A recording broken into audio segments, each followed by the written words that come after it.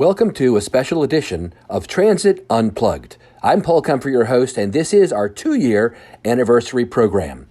That's right, it was 2 years ago on November 15th, 2017, when we kicked off the Transit Unplugged podcast. And what a 2 years it's been. I want to thank a couple of the people who were here at the beginning, Eliana Franco and Nick Fury from Trapeze Marketing, who helped us get this whole program going and helped us pick out the theme music. It's Eliana's voice you hear introducing me when we're there, and Nick remains on scene to help us do all the behind-the-scenes work that it takes to put on a podcast while I'm out actually doing the on-site interviews. And that is something that's unique about our podcast, is that every one of our interviews of transit CEOs and executives takes place on-site, usually at their location, where I'm able to tour the operations and oftentimes teach a class to the staff at the agency and really get to know what's going on. Spend usually a half a day or a whole day with the CEO of the transit system. We have interviewed over 60 transit CEOs and executives around the world. Last year, we ranked number 11 on iTunes Business Podcasts, and now we're hosting CEO roundtables around the world at various conferences, and where we have some of the CEOs sit up on a platform, and we use the same basic format where I ask 3 primary questions. Tell us about yourself and your background. Tell us about your current projects and challenges and victories, and tell us about what's coming in the future. Our podcast really follows Aristotelian logic, where we think in threes, and I basically ask them about those things, and then the conversation goes from there. It's different than many other podcasts because it's a friendly interview where I allow the guests to really tell their own story. That's what makes it different. I don't have an agenda going in there. I'm just interested in them telling their own story. And having been a CEO myself in Baltimore, I understand what it's like to run an agency. And so we really like to do what is called in America inside baseball, where we get into some of the details of their transit systems. We have been recognized by APTA this past year, the American Public Transportation Association, with a first place Ad Wheel Awards.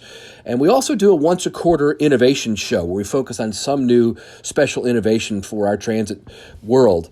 And this year we've had a number of international guests. We've gone to Australia, where I spent a week, to the United Kingdom, where I spent a week interviewing CEOs around there, to Denmark, Switzerland, and now this guest today is finalizing our 4-part series in Canada. And our guest is Phil Verster. He is the CEO of Metrolinx, which is a Crown agency that manages and integrates road and public transport in the Toronto and Hamilton areas. They manage what's called Go Transit, which stands for the Government of Ontario. They run bus, commuter train, and an express service to the airport. They have lots of expansion projects. Not only are they like an MPO for the state, but they also manage a lot of the construction projects. And they've got the Go expansion with 4 consortiums and $30 billion in subway expansion. They are the Toronto area's regional transit planner. And an interesting tidbit is they have the largest number of free parking spots of anybody in North America. 70,000 free parking spots at all their facilities.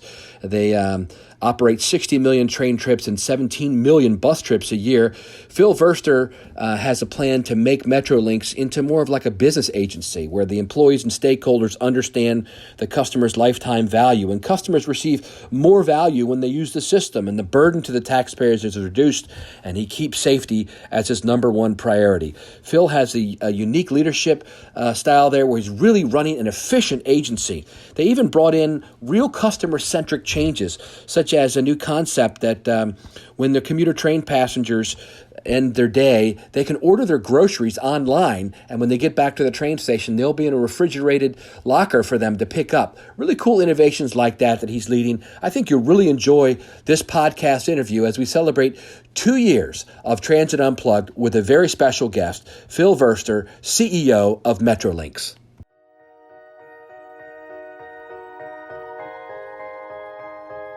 What does it mean to be a successful public transit agency? What are you doing to lead the way?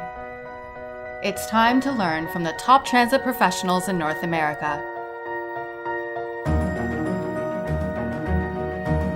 This is Transit Unplugged with your host, Paul Comfort. Welcome to Transit Unplugged. I'm your host, Paul Comfort. I'm excited to be in Toronto today, in downtown, with the CEO of Metrolinx, Phil Verster. Thanks so much for having us in today. Thanks, Paul. It's good to talk to you. Yes.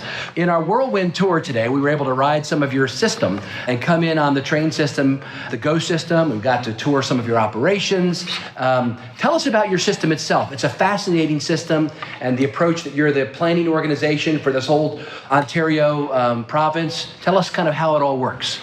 Yeah, so Paul, what's really exciting about where we are today is that we are in a massive phase of expansion here in Toronto. Over the last year and a half, we have focused on improving the utility we get out of our assets. Well, we are now year on year increasing our service capacity we're putting out there by around 25%. Really? And that's dramatic. It is. And what's good to say about that, quite a lot of it is from just being more efficient in terms of how we plan our logistics of our overland rail or heavy rail solutions. And part of it is about what we call early works, which are sort of minor adjustments to the railway, add a bit of signaling here, add a bit of track over there, and just relieve bottlenecks so we run more trains. So we think we're going to cap out at around a 60% overall improvement in capacity over a 2.5-year period, somewhere mid-2020. But here's the thing. We are also investing a substantial amount of money in strengthening the overland heavy rail solution, which is basically the regional rail coming in from the region into Toronto. And we'll be investing close on to $30 billion into that. That's a small error, that between 30 million and 30 billion. Yeah. So it's a 30 billion investment, and we'll be doing that over the next 5 years. So the service itself, let's kind of put a circle around. Tell me what service you run, where it runs, what kind of service it is, those kind of things. Right, so we basically run 3 different types of services. We run a regional service that comes in from sort of 7 directions into the city, along our Lakeshore West, our Lakeshore East, the Milton line, the Kitchener line, the Barrie line, the Richmond Hill line, and the Stover line. And it's basically radial feeds into the city. It's very traditional. Commuter train, right. Regional train. Right. Heavy rail, diesel Heavy rail, engines, yeah. 10 bi-levels consist, 12 bi-levels consist, huge old locos, beautiful old style engineering. We're very excited about how that can change in the future to electrical multiple units as we electrify, run more shorter trains in the off-peak period. And that's part of this big business case for the $30 billion investment we've got, and we're investing in the next 5 years or so. Then we've got a second sort of service group, which is a bus service group that sort of runs east to west, where all of the radial lines run mostly north to south. We've got GO bus service runs east to west, which we are strengthening with a more targeted focus on those bus services. Is that like a commuter bus service itself? Well, it's between towns coming into Toronto. Yeah, it is a little bit of buses, commuter towns. Bus meets rail, sort of bring people to rail network. Right. We're going to change that to make the bus service not necessarily preeminence being to connect to rail, but to run it along corridors which are high-intensity corridors for people that want to use bus and which train will never serve. Such as connection between big shopping centers, hospitals, universities. We have a substantial proportion of the market for university students in the Greater Toronto area. That's great. So we are focusing that as a service. And then we've got a third group that is LRTs, or light rail transit solutions, and subways. In the last year, the Premier has announced that we will now take on the subway investment program as well, which is another $28 billion of investment over the next 5 years. So for those extra hours we had free between 11 o'clock at night and 12 o'clock at night to sleep, we will now spend on subways to also build a huge subway program. But we are building LRTs across the region. Eglinton LRT will be transformational for the downtown to midtown area in Toronto. And you're close to finishing that, right? Yeah, 2021, September 2021. It's been a challenge. It's been a fantastic challenge, though. Great collaboration built up with our supply chain to get that over the line. Oh, I bet you, yeah.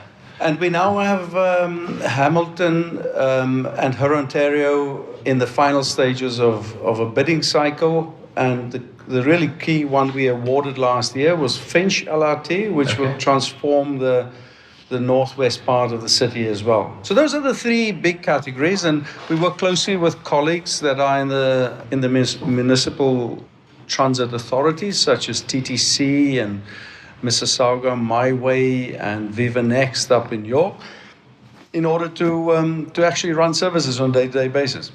So for our listeners who aren't familiar with the Canadian form of government, et cetera, you're part of Ontario, which is a province, which in America might be called a state, right? That's right. Yeah, so you're a statewide agency, but in addition to running commuter train and commuter rail and building almost like a P3 style project of light rail, you're also the provincial-wide planning organization for transportation. Is that That's right? Can you tell us about that? Yeah, so in our mandate, we have a commitment to deliver a regional transportation plan every couple of years. Okay.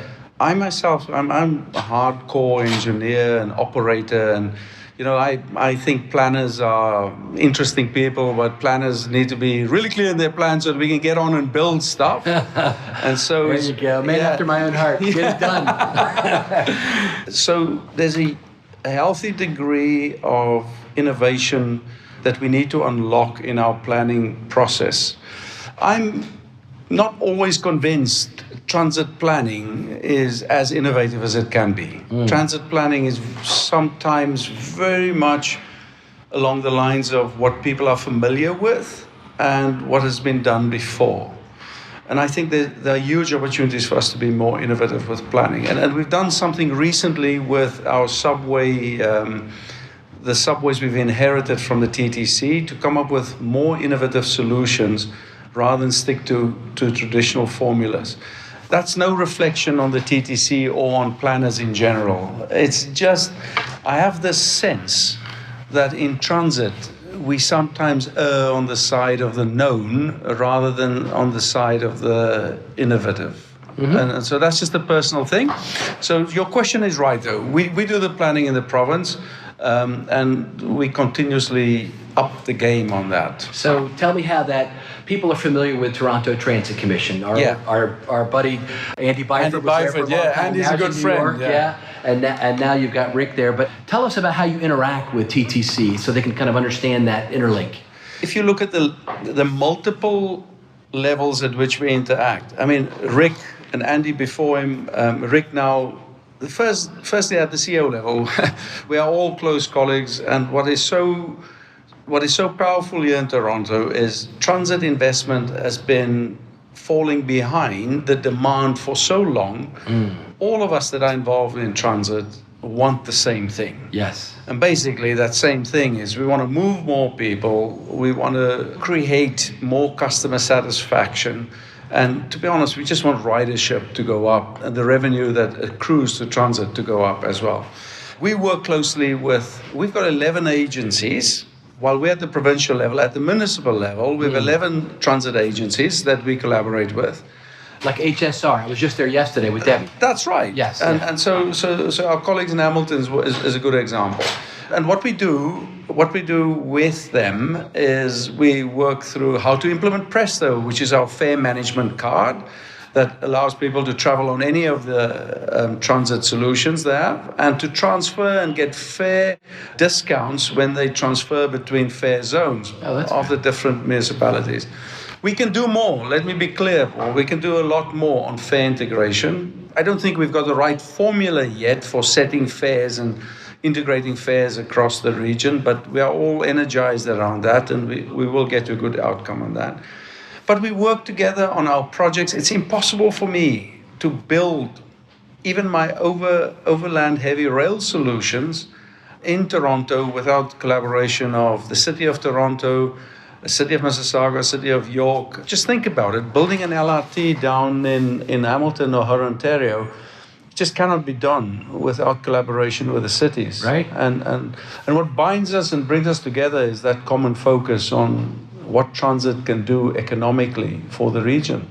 It seems like Canada just recently maybe has new impetus for mass transit and new money coming in from the federal government as well. Is that right?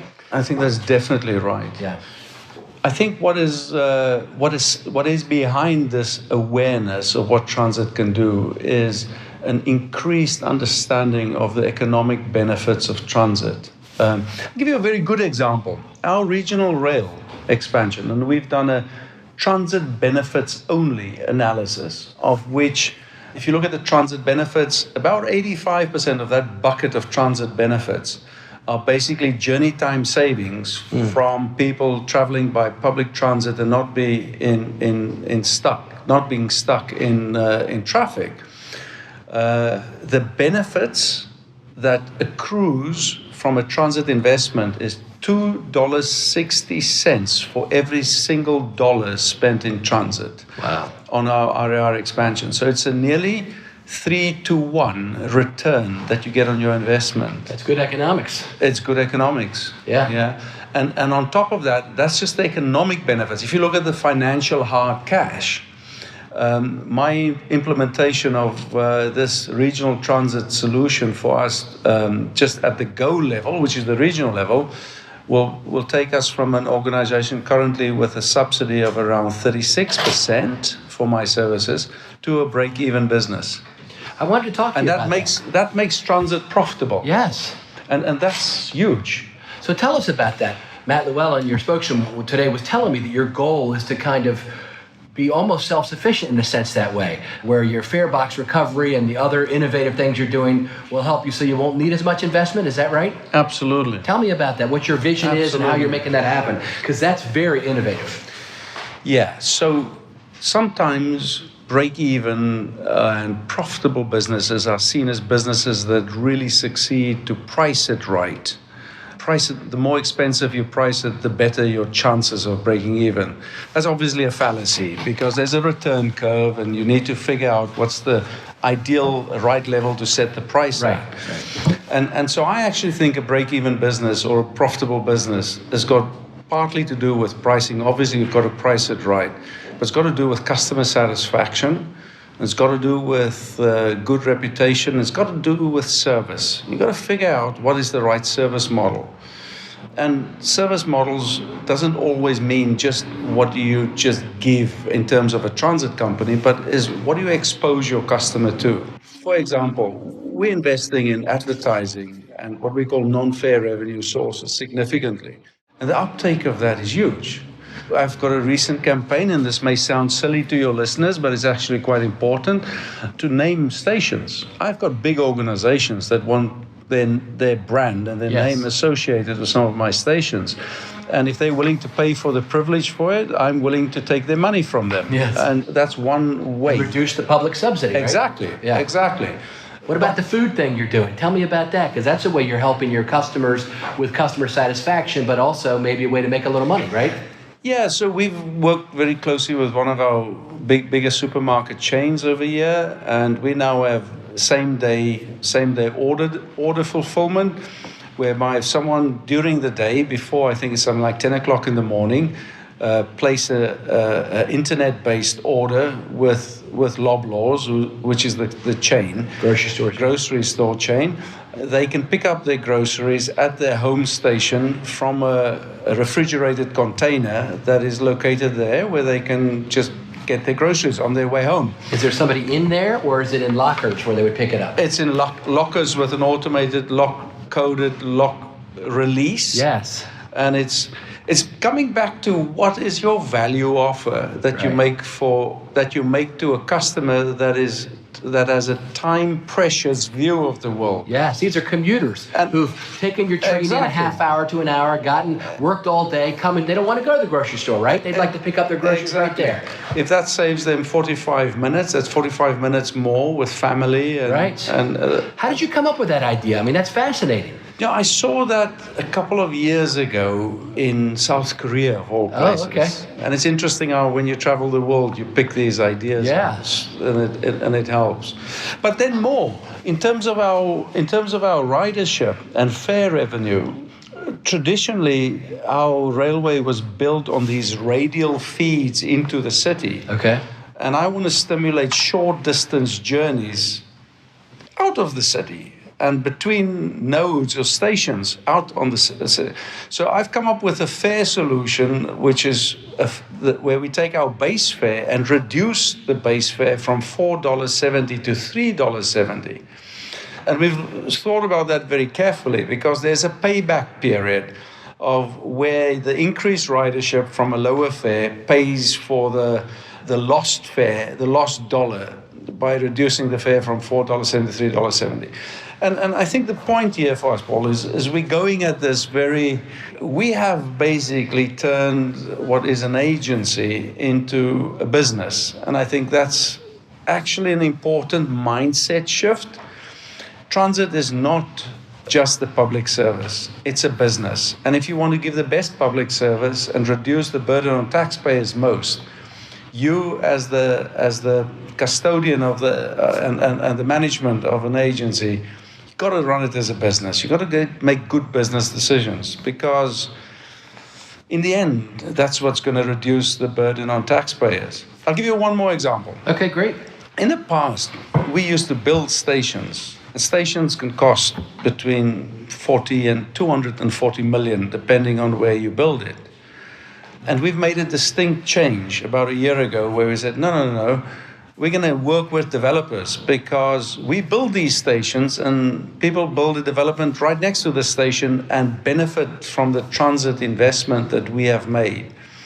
And so now we're working with developers to build stations at no cost to the taxpayers.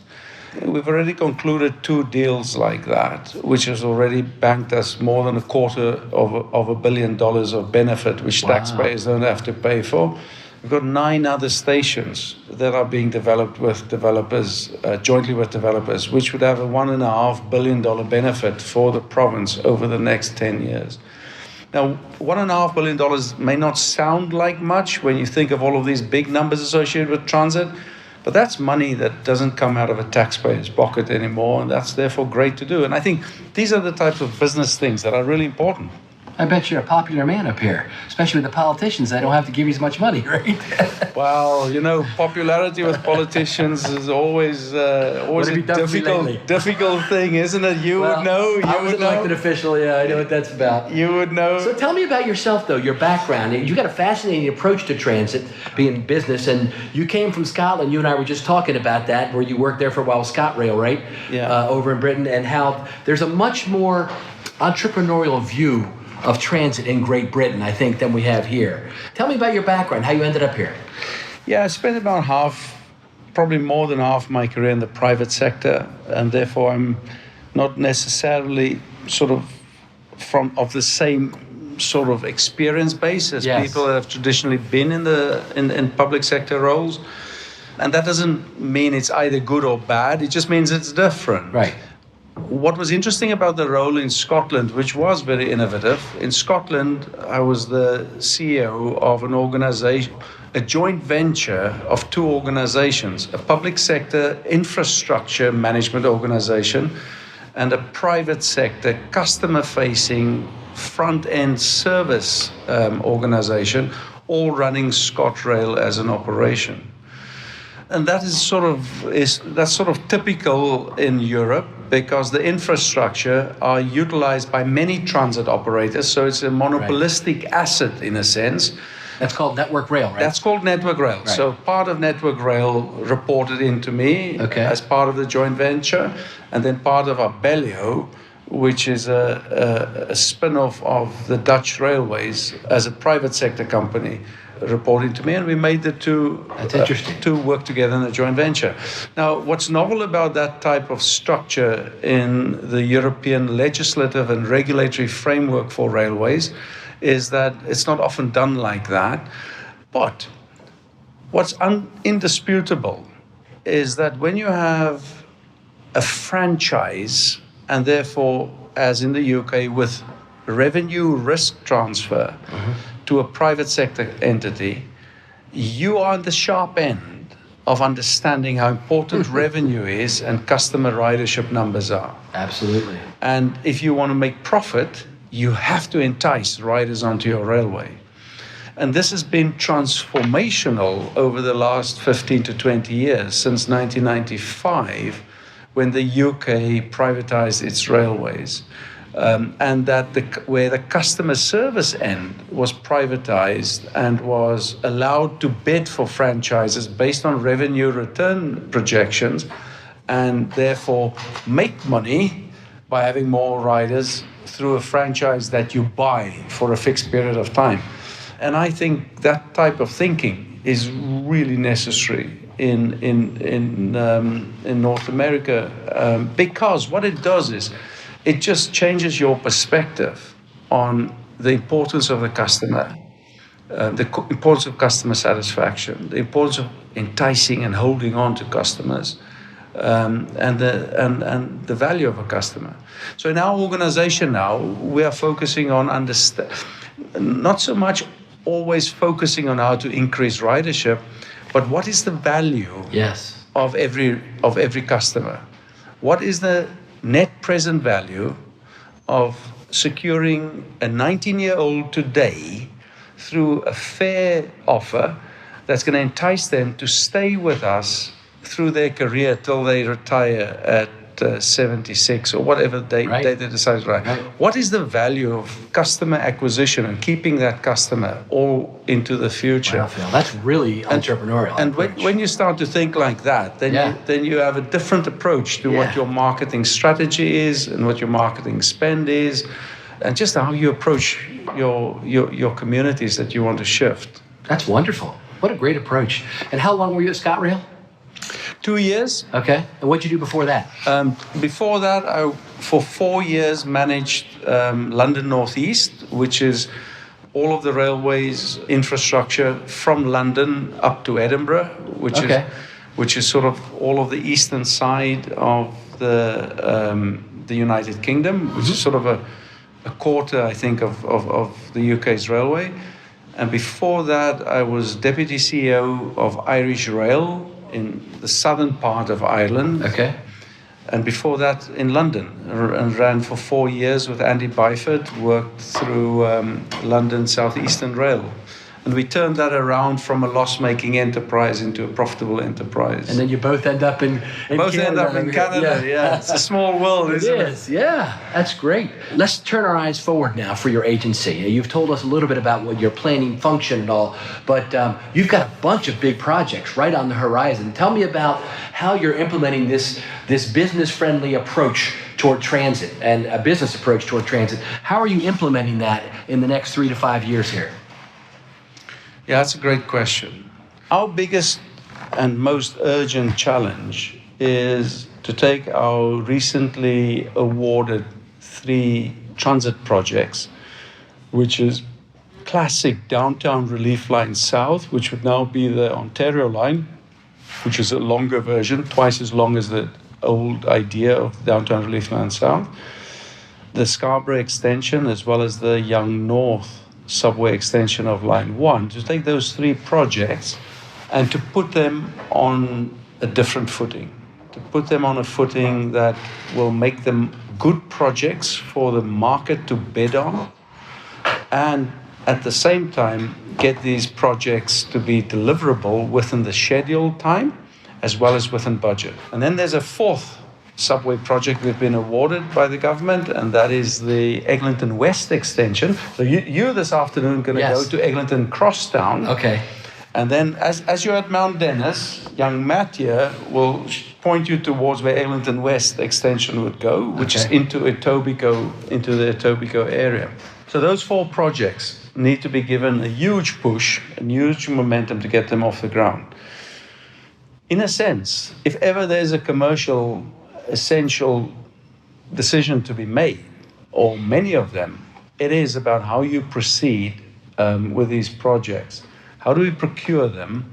How do we, in some cases, bundle it together in one or fragment it in multiple parts in order to get the right momentum and the right speed of build into it?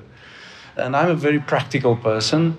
if I look at the Scarborough extension and how important it is for the communities in Scarborough and for that part of Toronto, we're going to move at speed to get that built as quickly as possible. And if I look at Eglinton West, and again, the communities on the western side of Toronto, we're going to do the same there and move rapidly. But then, and you'd be familiar with this, when you're in transit and you've got money to build stuff, everything's a priority. Right. Everyone wants everything, and they want it yesterday. And so figuring out how to get this very ambitious subway program to start and to be phased and to be delivered in a sequence and in a schedule that allows the market to bid into it properly and gets the most from the market, and to make it practical and not just put everything on the market at once is a real challenge for us. Yes. And so we're working very closely with our supply chain. We're doing market soundings and listening carefully. Okay, that's good, yes. Because you're going to be bringing in cars from all kinds of builders, probably, right? CAF or Bombardier or even more designers, engineers. Oh yeah. And so if you think of the engineering support that we have on these projects, we want them. We don't want to spread that market too thin, because if we employ 4 or 5 engineering companies in the design on our side, they are conflicted out from being part of tendering groups on the other side of the fence. Right. And then we've shrunk the market in one place. Well, we need the market to be strong on the tendering side as well as on our side for the development. So we need to think through all of those angles, and we are. And that's a very big challenge. It sounds like it, yeah. But you see, the thing is, in the end, got to keep in mind the impact that these projects have. I mean, it's transformational, and therefore the degree of complexity is a minor matter. We're going to deal with it, and we keep on focusing on the prize, which is to get these built. Yep. I was telling my daughter Jenna, who was with us on the tour today, I said, honey, these guys are working on vehicles that tens of thousands of people rely on every day. Their whole life is really about getting that ride in so they can get to work and do what they need to do in the city and get back home. It's the impact of what we're doing. I'm so glad that you mentioned that. You know what, and you'll probably identify with this as much as I do. But I sometimes get asked, why do you put so much energy into what you do? Yeah. What drives you? You know, why do you do all of these things? And where does the passion come from? And I always give the same answer, is that when you go on any of our concourses of our big stations, such as Union, and you see hundreds and thousands of people streaming off the concourse. So the word I use for that is it's just one thing. It's humbling. It's humbling to understand what an impact we in our operations make every day on the people that travel, on the local economy, and that impact that you make. I mean, there's nothing that's more of a motivator than just seeing the success of a transit system that really works to move people from point A to point B every day. That's right, yeah. I think people like you who have worked in this industry for a while, they really are motivated, to me, by love for others, by service to others. Oh, absolutely. That's what's driving us. We want to improve people's lives. Absolutely. So let's wrap up the whole conversation then with one other area, which I understand is one of your key areas, and that is the culture of the agency and how you're putting safety first in the culture of the agency and how you're making sure that it's not siloed to just the safety managers. I mean, I saw it today myself, walking through the safety areas, and I was a guest, so sometimes you'll get a little bit more of a safety pep talk at the beginning, but I could see how it was interwoven throughout your whole agency. Tell us about how you're changing the culture of this whole agency in this region to make safety number one. Well, fantastic that you picked up on that, and I'll reward Matt later with a salary increase for sharing that with you. But here's the thing. Throughout my 25 years of working in different industries and different businesses, what has been very obvious to me is that whether it was my own business or suppliers working for me or customers that I worked for. Organizations that focuses on safety of the customer, safety of their people, safety of their infrastructure, safety of their operations, were always the organizations that were just better at a lot of other stuff as well. These were organizations. Like a leading indicator, right? Absolutely. I see safety as a primary indicator of a business well run. And when I look at my construction sites and our constructors, I can tell you from the safety practice on that site which companies are the most profitable. It's that important a driver of the culture of an organization.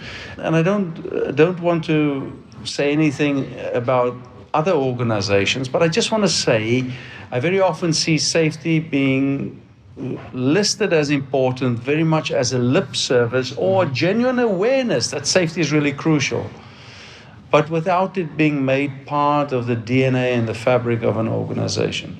And we have this thing about having what we call safety moments. And we start every meeting with everyone in the room, whether it's finance people, operational people, construction people, doesn't matter.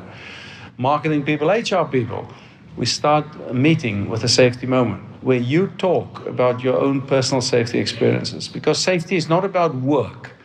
It's about how you are. It's how you are at home. And I have a policy, for example, that everyone in the organization will have a thorough training in first aid. And we're about 2/3, after 2 years, we're about 2/3, nearly 3/4 through training everyone in a very thorough first aid course. And the number of people that have come back with personal stories on literally saving the lives of it. One person came with a story of saving the life of one of their grandchildren, which was choking on a biscuit or something. Yeah. Through to people, we had one example, and again, I'll just use the example to clarify, but a lady who works in our marketing department, small, petite lady, who felt after first aid training confident to do emergency help on a burly construction worker that fell over in a train. Wow. And to intervene and to act. Yes. And I'm just saying the contrast in physical, right, yeah. Because there are many reasons why people would or wouldn't participate in helping. She was confident. Helping in emergencies. She was confident and comfortable. We've built up a narrative of stories like that, which is a really, really important part of the DNA. But when you look at our organization, we link our customer charter and our safety charter as promises we make to our communities and our people. And so for me, safety is that inherent sort of North Star type DNA thing that drives you. And then the next important thing that's on the list that links closely to that as a charter commitment for an organization is what we do with customers and customer satisfaction. And then it's been fantastic. I would say, if you ask me how far we are on our safety journey, I would say 30% of the way. Okay. So you got a ways to go. You're still pushing. We still have so much to do. That's wonderful. Safety for me, and even though we've upped our game in safety about 200 or 300%. Yes, your performance has gone. We can go more. Well, and in the process, just give you a stat. Okay. We've reduced our lost time injury frequency rate in the last year and a half, where it's been static for a long time at a level. We've reduced it by about 25% in the last year or so. That's wonderful. And so it pays dividends too, doesn't it? Yeah. It absolutely does. Yeah. But it also tells our people, our community, that we care. Yes. And that's important. Last question I want to ask you about is something I was fascinated by and very impressed with. We're walking through your maintenance facilities for your trains, and up on the wall is a TV screen that has your key performance indicators of what's happening today on the rail, on-time performance, for the month, for the quarter. I've never seen that, where the maintenance workers are tuned in to what is happening on my rail line today. Was that your idea? Yes. Wonderful. Tell me about that. So it's something I followed in the UK as well, and which I think is crucially important. Part of our change of our organization over the last 2 years, from what it was to what I call a business, was to implement a good, thorough, solid set of key performance indicators. And it has been huge in the impact it has had on my organization, on my top team, and on the mid-level managers. People just want to know, how well are we doing? How well are they doing? Right.